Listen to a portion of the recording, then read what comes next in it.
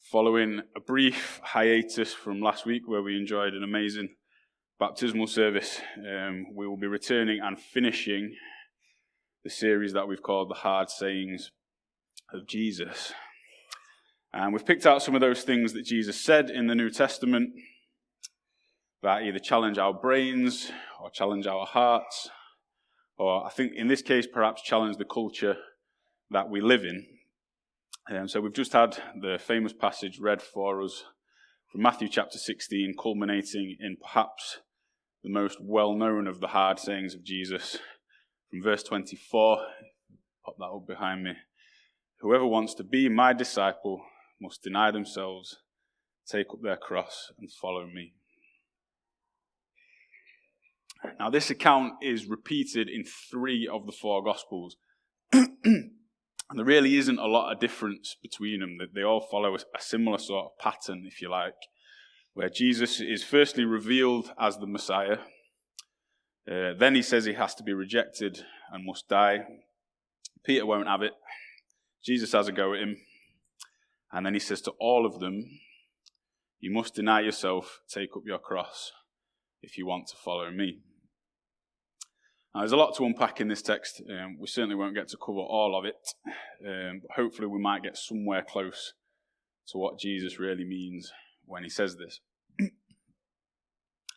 I don't know what comes to your mind when you hear the phrase self-denial. I get images of like medieval monks sort of living in seclusion, almost trying to punish themselves into God's good books. But I think by and large, self-denial carries quite negative connotations, doesn't it? Perhaps moral superiority. I'm more self-controlled than you, so I'm better and stronger than you. Maybe even a little bit sadistic and cruel, perhaps. But certainly now, in today's world, to exercise self-denial is considered a bit unnatural, isn't it? Perhaps even a little bit damaging. We're actively encouraged to pursue our desires because that's considered healthy. And we live in a time where the gospel of self-love and being true to yourself is sacrosanct. Now, I don't totally disagree with those ideas, but they do at least seem to stand completely opposed to what Jesus is saying here. Deny yourself, take up your cross, and follow me. Now, people today will tell you that self-love and pursuing your inner desires is the key to experiencing your life in a more fulfilling way. But somehow, almost paradoxically, as verse 26 hints at, Jesus also is concerned with us finding life. But somehow the road to it comes through self-denial. How on earth does that work? Well, we'll hopefully find out as we go on. In Christian church sort of circles as well, this verse gets thrown around quite a lot, doesn't it? If you've been in and around church for any length of time, you might have heard this verse dropped into conversation every now and again. And in my experience, I don't know about you, we tend to use this verse in one of 2 ways. See if these sound familiar to you. The first way is as an encouragement to give stuff up. We read self-denial and we go, well, I should probably be wary of anything that I enjoy too much. And the key to following Jesus is to be mistrustful of any desires that I have, because if they come from inside me, then they must be bad.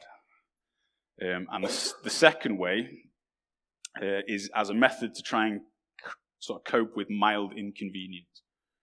I keep getting stuck in traffic on the way to work. Maybe that's my cross to bear. Yeah, it's not. Yeah, I don't want to be too controversial. I'm not claiming to have a great amount of knowledge on this subject, but I want to suggest that both those interpretations are wrong. Or at least they don't tell the whole story. They're a little bit reductive, you might say. So even though our culture tells us that pursuing our desires is important, I think we can all still agree that abstinence from certain things is kind of necessary. Otherwise there won't be any point in having any laws. And there may be things that you need to give up to safeguard your relationship with God. I'm just not totally convinced that when Jesus says deny yourself and take up your cross, it's not as simplistic as maybe I should spend a bit less time on the golf course or on the PlayStation perhaps, That might be part of it for you, I don't know, but I think the weight of meaning behind what Jesus is saying is heavier than just not doing stuff. We're talking matters of the soul, as verse 26 points out. This is about our whole being, our whole way of thinking and feeling. Can we walk this road in mind, body, and spirit? And similarly, when we go through setbacks and difficulties, we can't totally label everything that goes wrong for us as a cross to bear. John MacArthur, an American preacher, says that Christians don't have a monopoly on suffering. And whilst we might go through hardship in our lives, let's be honest, some of them are of our own making. So what is Jesus talking about then? If that's what he's not talking about, what is he going on about? It was fairly well known at this time that part of the humiliation of being sentenced to a crucifixion by the Romans was being made to carry a cross to it, as Jesus would later find out. So on the surface of it, Jesus is saying that following him can involve mortal danger. And there's plenty of Christians throughout the world for whom this verse is all too real. But in reality, martyrdom, although it's a possibility for us, it's not something that we're really faced with on a day-to-day basis. So what can we as Western Christians then take from this verse? And I just want to briefly suggest 3 things that carrying a cross might mean for us. So number 1, cross carrying means a call to follow rather than to merely obey. Now there's nothing that sticks in your craw, I would suggest, quite like someone who tells you to do something that you know they wouldn't be willing to do themselves. Particularly when people in authority do it, it's irritating, isn't it? We've all been there, haven't we, in our jobs or with our families. You get given something difficult or boring to do by your boss or your parents, and you think, you'd never in a million years do this. And if you did, or someone made you, you'd throw a hissy fit. But you seem very comfortable with the idea of me doing it. Or even worse, when you have to do something difficult and someone in authority tries to jump on your back and take a slice of the credit for it. Politicians are particularly adept at this, aren't they? A lot of you will know Holly, my wife, and where she works at, the Old Quarry Adventure Playground in Nottingham. It's a great place. They do fantastic work on a really deprived estate, but she'd be the first to tell you that it's not an easy job. Now, there is a certain politician who will remain nameless, who has been known to turn up at Holly's work from time to time, stick on an apron for a strategic photo opportunity, and then disappear very quickly afterwards. And you look at that and you can't help but think, is this a type of work that you actually want to be a part of? Or do you just want to appear to be part of it to enhance your image? Now, the flip side of this is, of course, leaders and authority figures that are willing to roll up their sleeves and muck in. They're far more likely to garner your respect, aren't they? And you're automatically more willing to follow them. Admiral Lord Nelson was a great example of this. If you know me, I'm going to try and crowbar a history example in somewhere. He famously signalled his troops at the Battle of Trafalgar that England expects every man to do his duty. And when he said this, it didn't come from a man sat at the back, sort of in safety, ordering other men to their deaths. He was right up the front, in the thick of it, aboard the HMS Victory, which I think is a bit of a presumptive name for a battleship. But he was right up the front and he had cannonballs flying past his face. And he famously he died after refusing to change his admiral's uniform, which made him much easier for the enemy to spot. And now he sits on top of a 100-foot statue in the centre of London, being defecated on by pigeons.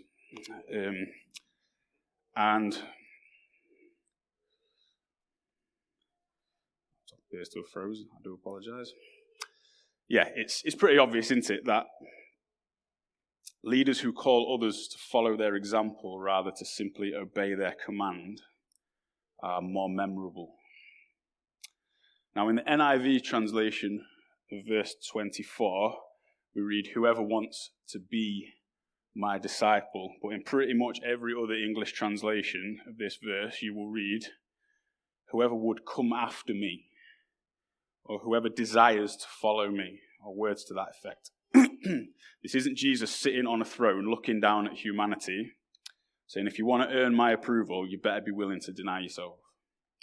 No, he isn't unwilling to share in the struggles of the people that he's asking to follow him. He's not sat on the sidelines pointing to the road of self-denial and saying, get yourself down there, I'll cheer you on, and I'll give you the hollow support of a politician. He's saying, this road of self-denial and cross-carrying is a road that I am going to walk every inch of. And whether you're coming or not won't make a difference to me. I'm going anyway.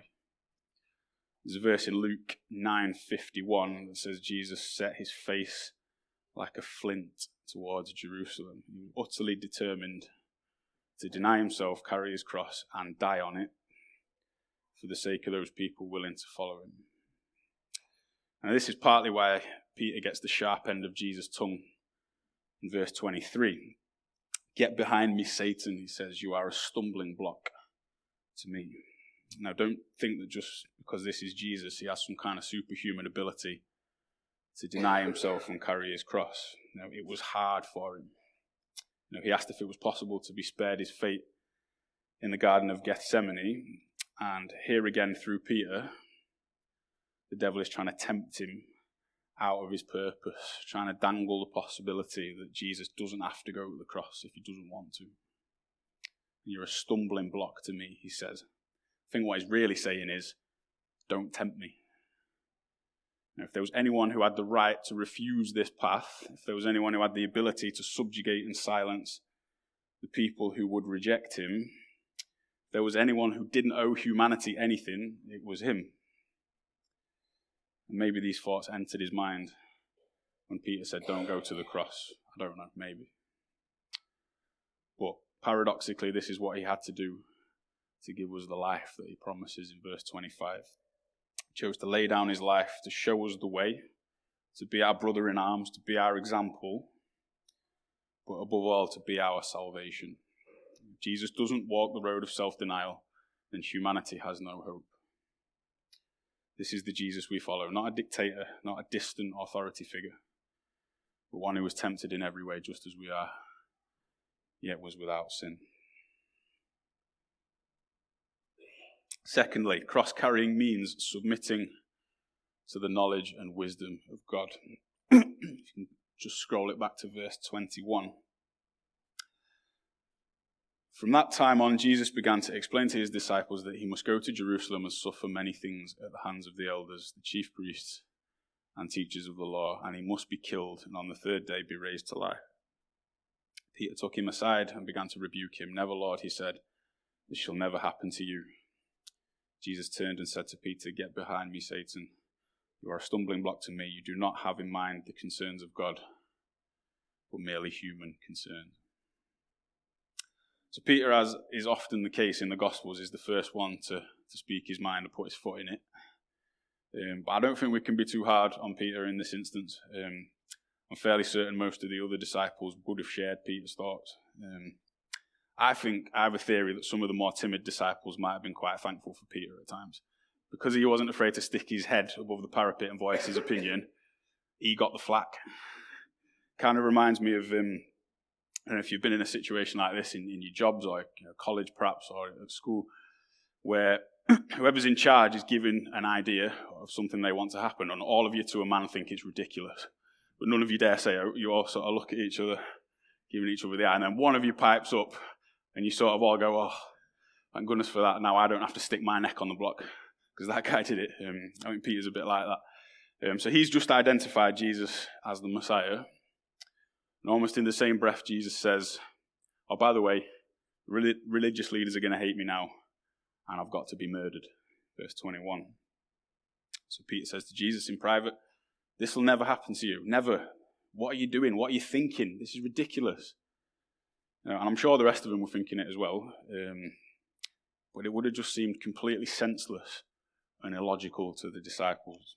It's like a record scratch, if you like. There's been speculation before this about who Jesus really was, and then there's hints in some of the other Gospels. And we've built to this like amazing crescendo where Jesus finally comes out with it and says, I am the Messiah, only for him to instantly whip the rug out from under their feet. It's the ultimate anticlimax. can't have made any sense to them. Everything they've ever understood from the Old Testament prophets, I'm sure, would have led them to think the religious leaders are going to bow before this guy. He's going to sit atop a very shiny throne, and he's taking us with him to share in some of that glory. He has, after all, just told Peter that he's going to be instrumental in founding the church. It must have been so far removed from how they pictured the coming of the Messiah.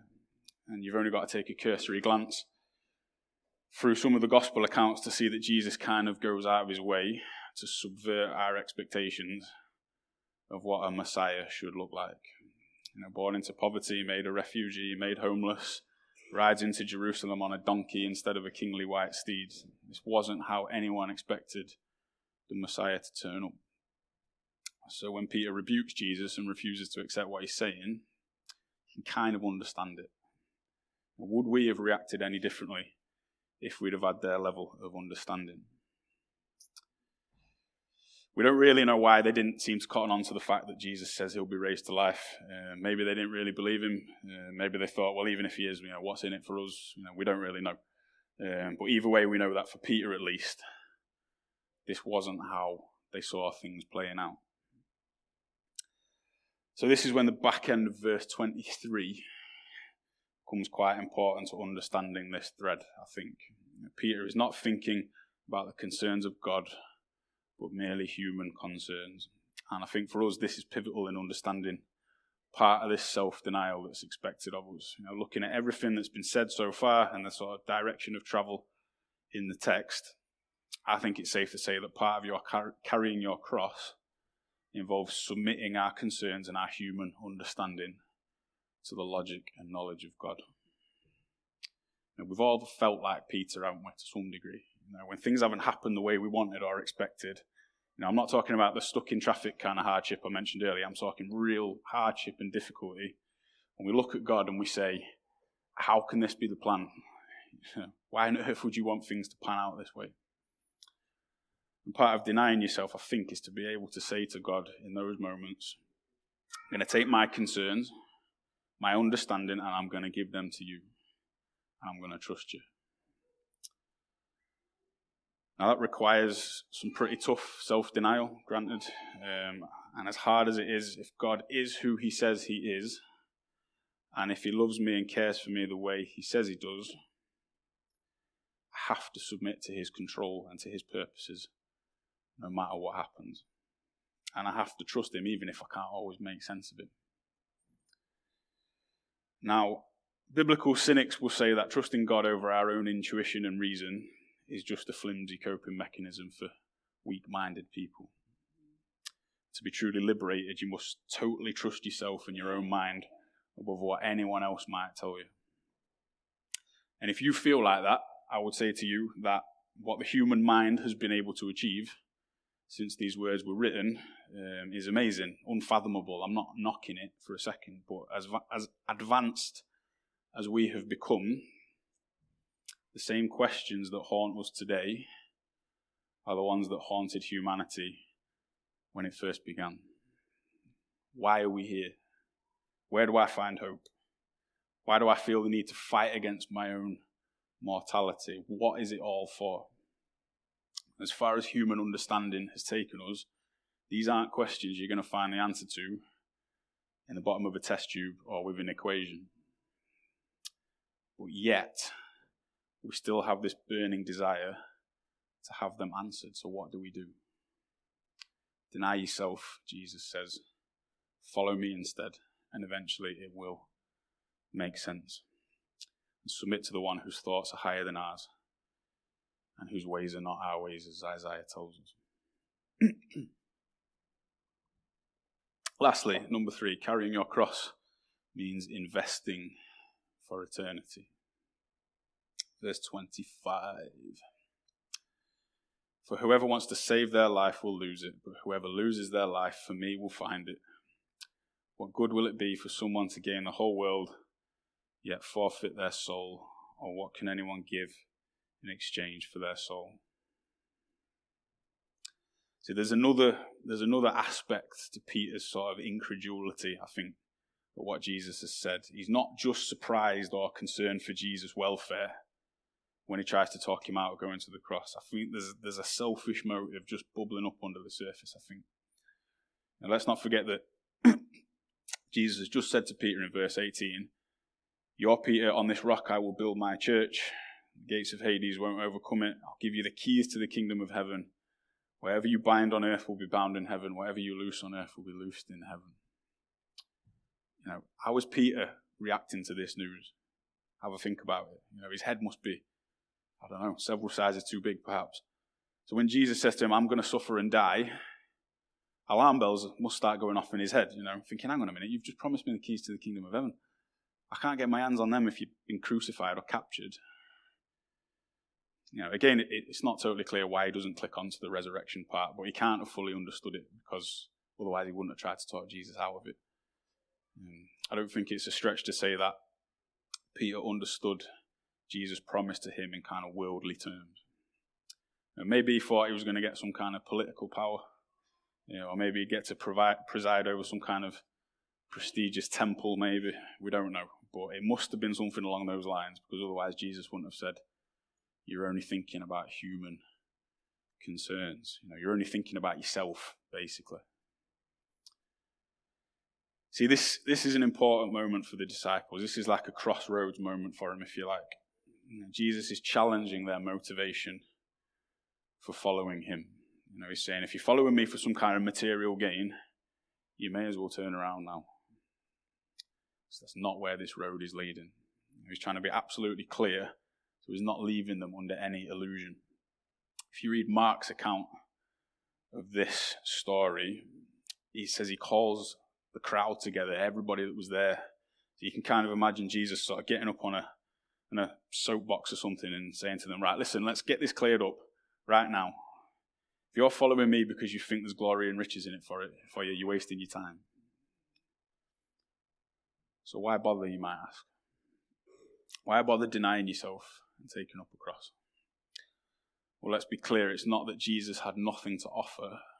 It's just that he wants to lift their gaze towards a greater incentive. Whoever would save his life will lose it, Jesus says. Roughly translated into Yorkshire, I think that means you can't take it with you. It's a well-worn phrase, isn't it? But it still stands up. You can go through life accumulating and looking after yourself, but ultimately we all end up the same. This idea is repeated in one form or another all over the Bible. You could call it one of the main themes of the gospel. Think of the parable of the wise and foolish builder, the parable of the rich fool, the entire book of Ecclesiastes, where a man who has everything compares his life to chasing after the wind. All in one way or another, a retelling of these verses. What good will it be for someone to gain the whole world, yet forfeit their soul? Invest in something better, Jesus says. Make an eternal investment by choosing to carry a cross and follow him. See, Jesus is trying to make us understand that our lives are fragile and temporal. Regardless of who we are or what we do, we have the opportunity to use them well. To follow his example, to be selfless, to be generous, to preach the word, to risk hardship for him, to be sacrificial in pursuit of something greater. We can only do this because he went ahead of us first. Our incentive to carry a cross should be with eternity in mind. Jesus' incentive to carry his cross was us. See, although that Jesus wants us to follow him, his cross was ultimately unique to him. Despite his calling, we can't pay for our own salvation by carrying a cross. Only he could pay for it. But because he paid for it, when he calls you to carry your cross, it is meaningful, it is worthwhile. But it wasn't just his death that paved the way for us, his resurrection was equally important. If he wasn't raised to life, he'd be nothing more than a good leader and a good example. He'd be no different to Nelson. There'd be no point submitting to God's wisdom in difficult times. And we might as well go after all the earthly treasure that we can find. As the Apostle Paul points out clearly in 1 Corinthians 15, if only for this life we have hope in Christ, we of all people are most to be pitied. The road of the cross-bearer is one filled with hope, but only because he went where we couldn't. He chose to ignore the temptation and carry his cross because he loved us. Greater love has no one than this, he says to his disciples in John 15, to lay down one's life for one's friends. You are my friends if you do what I command.